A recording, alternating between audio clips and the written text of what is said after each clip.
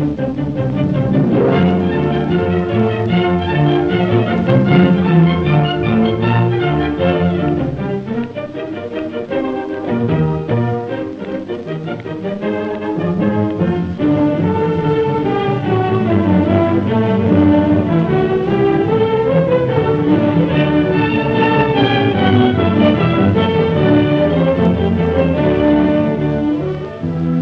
more than 700 years, Oxford has flourished as a centre of learning and culture. Through calm and storm, triumph and disaster, it has grown in greatness and knowledge, making a continuous contribution to the civilization of the Western world. While glorying in the great traditions of its past, Oxford is ever a city of the present and the future, a city of youth. Its streets are alive with young men and women who will provide many of Britain's scholars, scientists, statesmen.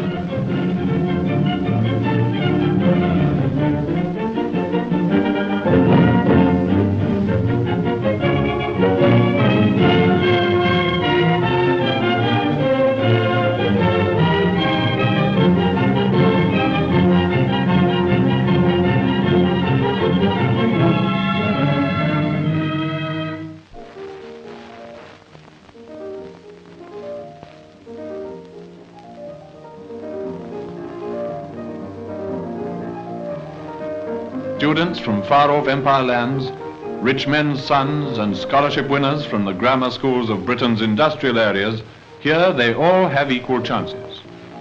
Some of them come just to have a good time, others to work and study as if their lives depended on it. But whatever their intentions, few of them fail to absorb that wider and fuller outlook gained through contact with the life and work of the university.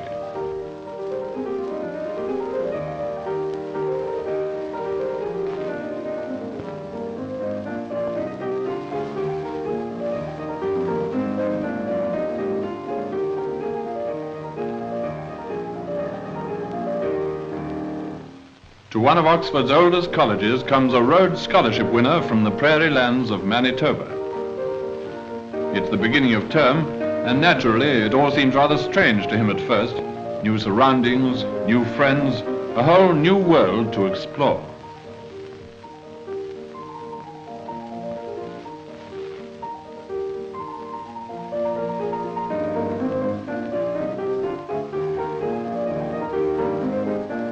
Like all newcomers, he is shown to his room by one of the college scouts.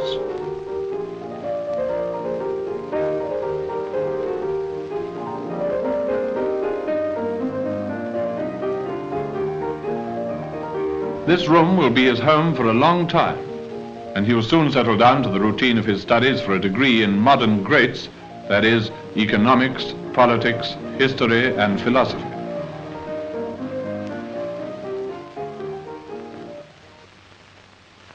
Women, too, have their place at Oxford, sharing equal opportunities with the men.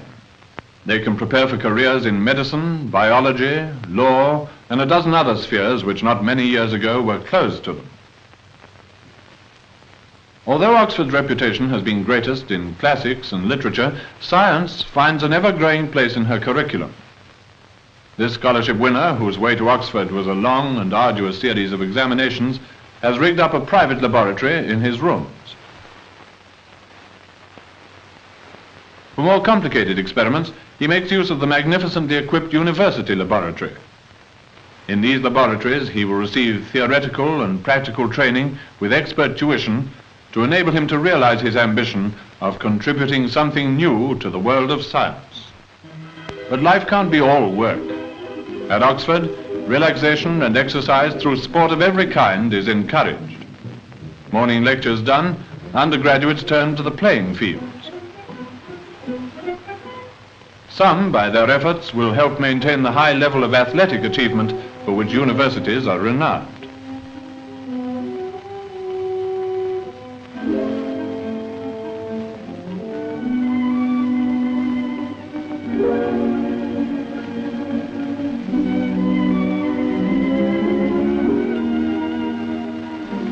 On sunny afternoons and evenings, Oxford's two rivers, the Isis and Cherwell, are thronged with punting and canoeing enthusiasts.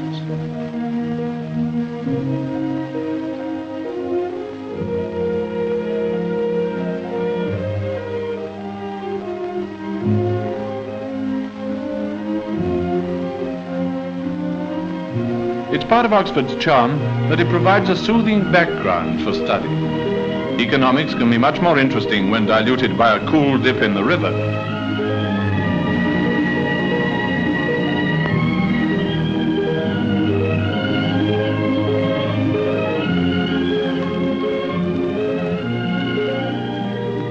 Science in the laboratory and science in handling a punt pole are not necessarily acquired at one and the same time.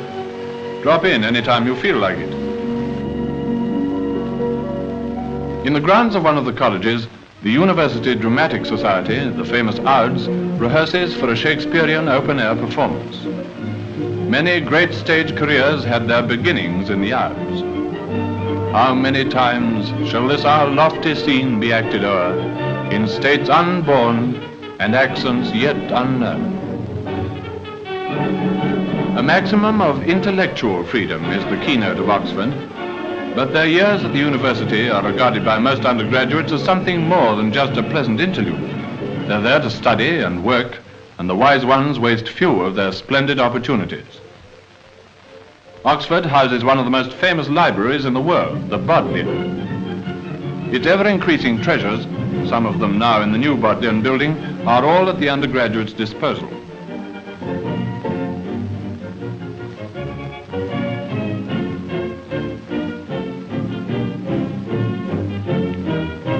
At his disposal, too, is the knowledge of many brilliant lecturers and professors.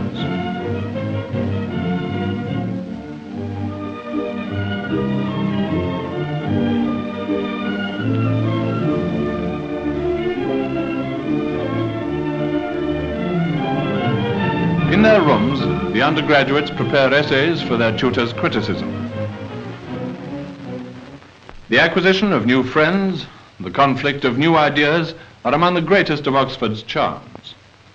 Amongst themselves, in their rooms as well as in the more formal atmosphere of dinner in hall, undergraduates settle to their own satisfaction all the problems of the outside world, remoulding it nearer their heart's desires. More mature, the dons settle the infinitely simpler problem of keeping the port in circulation.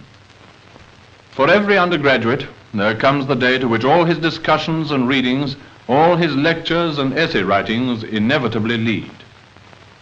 His final examination is the gateway to the future.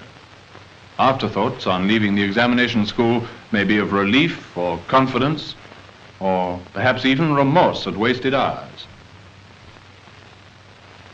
And after the examination, the degree.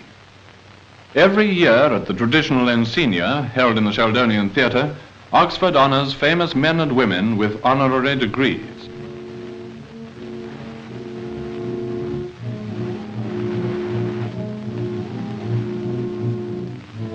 At this historic ceremony, the public orator proclaims the achievements of those whom Oxford is honouring.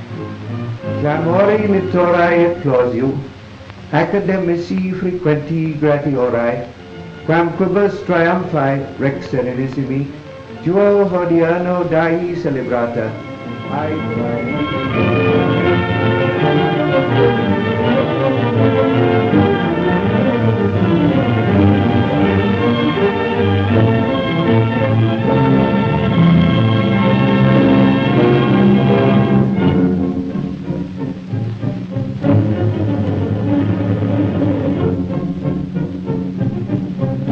Today, Oxford looks with confidence to the future, conscious of the great contributions it has made and will continue to make to the world of learning and to the forward march of civilization.